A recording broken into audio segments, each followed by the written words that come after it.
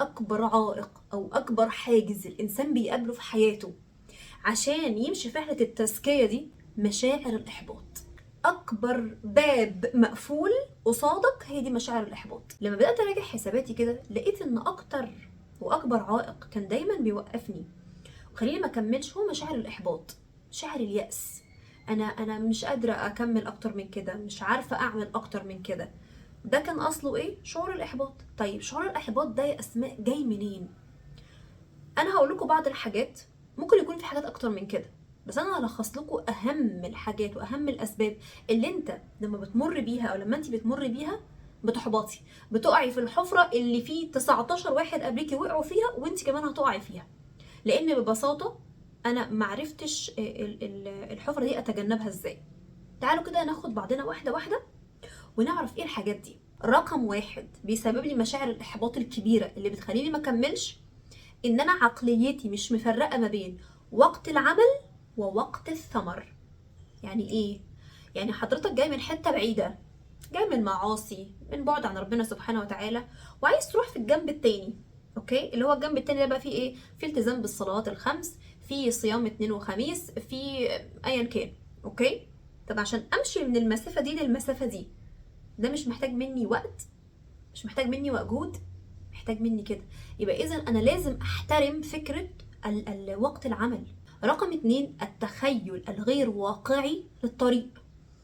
انا متخيل خلاص، لو هنضرب مثلا على هدف ان انا عايز اخس، انا متخيل ان انا من اول شهر هخس لي 10 كيلو، تاني شهر 10 تانيين، تالت شهر كده انا خلاص وصلت للتارجت بتاعي. لا، هو الطريق بتاعي هياخد مني مش اقل من سنة ونص لسنتين. لو انا واحد عايزه اخس مثلا 20 25 كيلو، عشان اخس بطريقه صح ما ارجعش تاني اكون عادات جديده. لكن حته ان هو الخطف ده، ان انا عايز ان انا اول ما ابدا امشي في هدفي بسهوله جدا واوصل له بسرعه جدا، ده مش هيحصل. امال التخيل الواقعي للطريق معناها ايه واقعيا والصح عشان ما اوصلش للاحباط؟ ان انا قبل ما اخش الطريق اكون عارف عقبات الطريق. انا واحد وزني مثلا 100 كيلو، باكل ما لذ وطاب، عايز اوصل مثلا لل60، وابقى واحد باكل بالشوكه والسكينه، ما باكلش غير الحاجات الصحيه وما بزيدش عن 1000 سعر حراري. ازاي دي؟ ايه اللي جاب القلعه عند البحر؟ يعني ازاي ده هوصل لده؟ عشان كده عشان اوصل من ده لده لازم يكون عندي تخيل واقعي للطريق، عشان ما اصابش بالاحباط. ما اصابش بالاحباط من نفسي ان انا شخص فاشل، مش قادر تقاوم شهوتك، مش قادر تبطل تاكل. لا، هي رحله طويله. لو صبرت على نفسي فيها وعرفت عقبات الطريق فيها هجتاز ده كله واوصل للحاجه اللي انا عايزها. فلو واحد مثلا عايز يخس لازم يعرف ان انا هاخد شهر بناء عادات صحيه، الشهر التاني هقلل في الكميه، الشهر اللي بعده مش عارفه. فانا باخد وقت طويل ابني فيه حاجات صغيره على بعض، عشان في الاخر هلاقي الشورت كات اللي انا نفسي فيه اوصل له. رقم 3، لما تقعد تفكر في هدفك النهائي وانت فين دلوقتي بتصاب باحباط شديد ويأس. انا هنا وياه، ده لسه بعيد قوي، لسه كتير قوي عشان اوصل للحاجه اللي انا عايزها دي. انا واحد مش قادره اقوم اصلي، انا واحد ده مثلا وزني 100 كيلو، انا واحد نفسي اطلع الاول بس ما بفتحش صفحتين على بعض. الحاجات دي كلها بتخليني احس انه بعيد قوي الهدف اللي انا عايزه اوصل له. انا واحد مثلا مش واثق في نفسي ونفسي بقى اتكلم قدام الناس كده، او ان انا افتح بسرعه حوارات مع الاخرين. انا فين والهدف اللي انا عايزه فين؟ بعد المسافه دي كلها بين الشيء اللي انا عنده والشيء اللي انا عايزه اوصل له خلاص، وان انا شايفه قد ايه كبير وعظيم، بيخليني اصاب بالاحباط. انا فين والهدف ده فين؟ لذلك تصوري عن النتيجه النهائيه وان انا اوصل لها ده محتاج مني وقت ومجهود. فلما بفكر فيهم كل يوم بيجيلي احباط، مش قادر، حاسس بالعجز. امال حل النقطه دي ايه؟ انك هتبدا النهارده وكل عينك على النهارده بس، بكره الله اعلم ايه اللي هيحصل. يعني انت مثلا لو واحد بتعمل دايت، انا كل همي ان اليوم ده يعدي مني بسلام من غير ما ابوظ السعرات بتاعتي، الا لما العب الرياضه بتاعتي. انا كل عيني وكل هدفي على اليوم بتاع النهارده بس ماليش دعوه بكره ايه اللي هيحصل. لان المفاجاه هنا ايه؟ ان انا لو اشتغلت اليوم بتاع النهارده بس خلاص، سبحان الله تاني يوم هيبقى كأن في معجزة نزلت عليا مخليني أكمل بحماس، بكمل وأنا قادر وأنا عايز. ده عشان خاطر اليوم اللي فات عدى بسلام. نفس الحكايه لو بكره عدى بسلام، هتلاقي نفسك السنه كلها مرت عليك بسلام. النقطه اللي بعدها اللي بتجيب لنا الاحباط سريع سريع، ان انا اخش بصدري في الموضوع، داخل بقوه، داخل بقوه. اللي هو مثلا لو واحد عايز مثلا يبدا يصلي، لا انا بقى هصلي قيام ليل وهصحى مش عارفه الساعه كام وهصلي الضحى يا حبيبي احنا لسه بنبدا نقول بسم الله الرحمن الرحيم، انا عايز اتوضى واصلي الفروض. او واحد مثلا عايز ان هو يبتدي يقرا، فيبتدي يقول انا هخلص كتاب كامل في اسبوع. انت لسه بتكون الشيء. دخولك بقوه في الشيء بيخليك طاقتك تفقدها بسرعه، وتحس بعد كده ان جسمك مش قادر يساعدك ولا طاقتك قادره تساعدك ان انت تكمل الطريق ده. فده من ضمن الاسباب الكبيره اللي بتخلينا نحبط بسرعه، وده ممكن ندرجه تحت حته المثاليه. يعني انا لامسه قوي النقطه اللي انا بقولها دي، لان كنت بعاني منها كتير قوي. دايما بخش في الحاجه بقوه باندفاع، انا عايزه ابدا في الحاجه دي دلوقتي حالا وبقوه، وفعلا ببداها بقوه ويعني وابداها صح جدا. بس هو اسبوع شهر بالكتير الفيشه اتشدت، مش قادره، ما عنديش مخزون يكفي ان انا اكمل الرحله. ليه؟ لان استنفذت كل الطاقه اللي عندي. ما ينفعش مثلا واحد لسه بيبتدي يخش الجيم اروح مشيله 50 كيلو، ده واحد لسه داخل اديله دمبل 5 كيلو، عشان العضله دي مش هتستحمل. جسمك وعقلك نفس الموضوع مع الاهداف المعنويه او الاهداف العقليه، هو محتاج وقت يتمرن، محتاج وقت ياخد على الجو. والمرحله دي احيانا بتكون طويله جدا، بس سبحان الله سبحان الله لما بتعدي الكيرف بتاع المرحله دي بتنطلق، محدش بيوقفك ساعتها. الحاجات برضو اللي كانت بتحسسني احيانا بالاحباط، ان انا حاسه اني متاخره، انا متاخره عن اللي حواليا، انا متاخره عن الاهداف اللي كان نفسي احققها من 5 سنين فاتوا وما حققتهاش لحد دلوقتي. احساس التاخير ده كان بيخليني اقف ما كملش. طب ايه الفايده؟ طب ما انا ضيعت وقت تاني وسنه تانيه من غير ما اشتغل في الحاجه. وسبحان الله انت لو اشتغلت وبدات ولقيت نتائج الشيء اللي انت عايزه ده، هينسيك تماما الوقت الكتير اللي انت ضيعته. طب ازاي احل مشاعر الاحباط دي، وازاي اكمل في طريقي برغم كل المشاكل وكل القرف اللي انا شايفه ده؟ انا هقول لكم الحاجات اللي جايه في ذهني دلوقتي، او الحاجات اللي انا عملتها وفعلا لمسه نتيجتها وفاكراها لحد دلوقتي. رقم واحد، مشاعري مش طوارئ.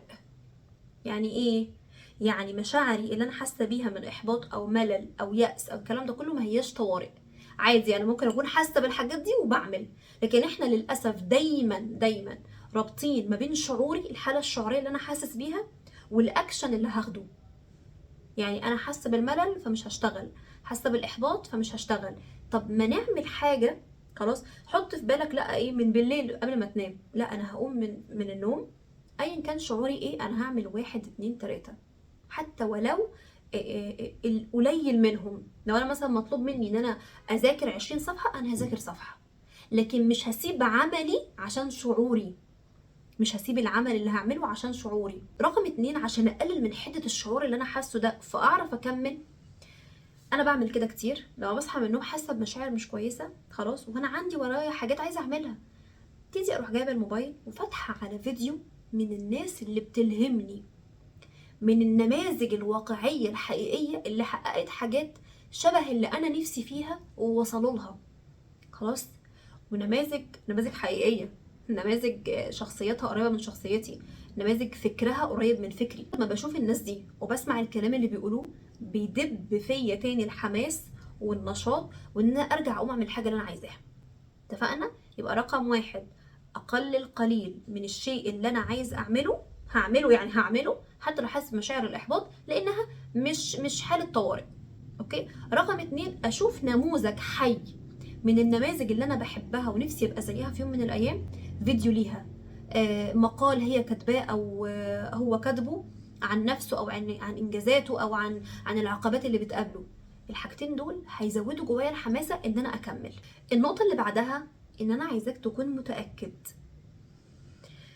المشاعر السلبيه اللي انت بتحس بيها نتيجه افكار معينه في دماغك، مش هتقدر، انت فاشل، انت مش نافع، انت فين والحاجه دي فين، ده بعيد، انت كل مره بتعمل كده وبتمثل على نفسك وبتفشل، كل الكلام ده من الشيطان. دي وظيفته في الحياه، انه يحبطك وييأسك ويخليك قاعد مكانك، لان هو ده اللي جاي على هواه.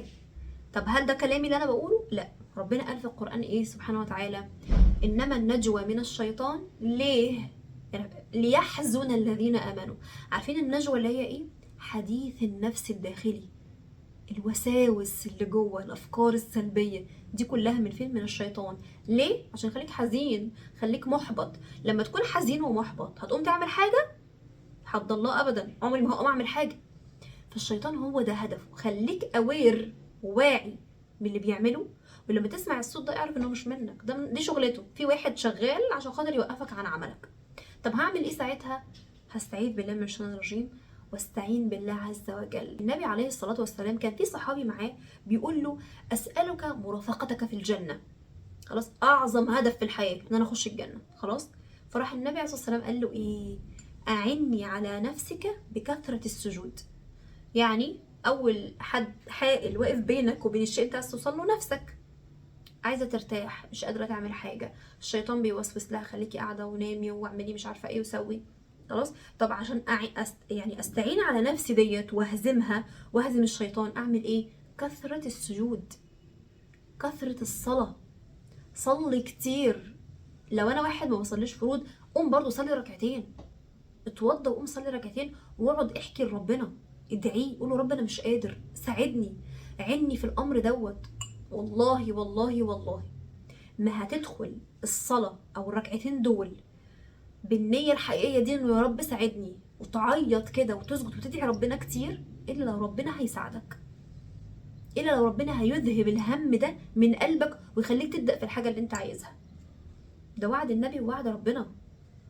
لو ما جاتش معاك يبقى انت ما عملتش الشيء مظبوط، يبقى انت ما حاولتش كفايه.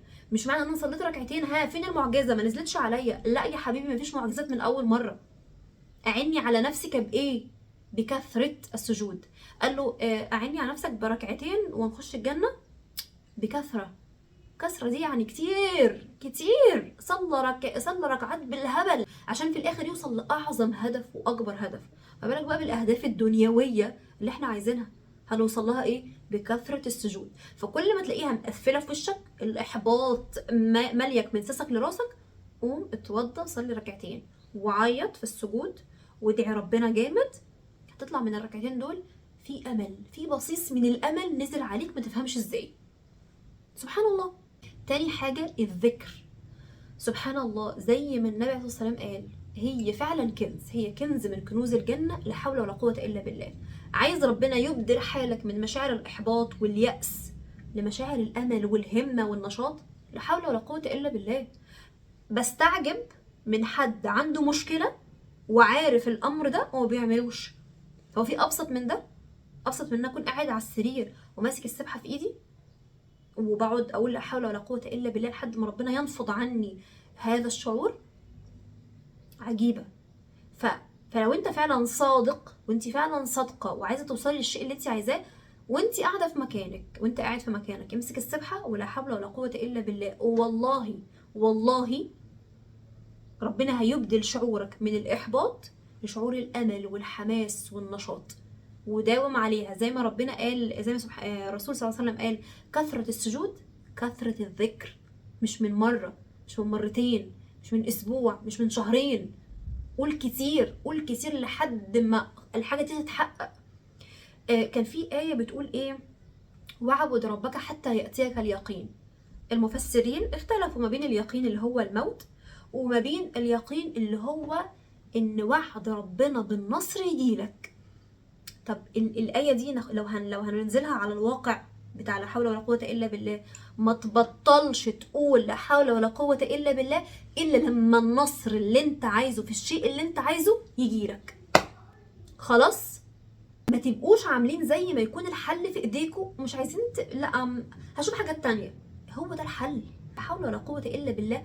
قول 1000 2000 3 اللي انت عايزه، بس على قد ايه؟ قلنا قبل كده على قد لحافك مد رجليك. ما يبقاش انا الدنيا سودا في وشي وهقول 3، هقول 10. مش هقول لكم رقم، بس قول كتير، قول كتير لحد ما ايه ده انا قلت الرقم ده كله، لحد ما تستعجب من الرقم اللي انت قلته. 2 كثرة السجود. اول ما تصحى كده لقيت سبحان الله في غمامة سودا على فوق راسك والدنيا سودا في وشك، اتوضى وصلي ركعتين وما تقومش من الركعتين غير وانت معيط. عيط كده وادعي ربنا قوي قوي قوي. على الاقل انا متاكده من اللي بقوله لك ده، على الاقل هتطلع بشعورين: يا شعور الهمه والحماسه وان انت هتبدا في العمل، يا الشعور التاني انه ربنا ازال من قلبك هذا الهم، مش حاسس باي احباط، مش حاسس باي فشل او اي يأس. طريق طويل ومحتاج مني مجهود اكبر من كده بكتير. واصلا العلماء دايما يقول لك ايه، الموضوع بياخد سنين، ما بياخدش شهر شهرين ثلاثه، مع ان هتدوق كل يوم ثمره، ولكن النتيجه الكبيره اللي انت عايزها دي بتحصل بعد كذا سنه. فابدا من دلوقتي عشان بعد كذا سنه تدوق ثمره الشيء اللي انت نفسك فيه.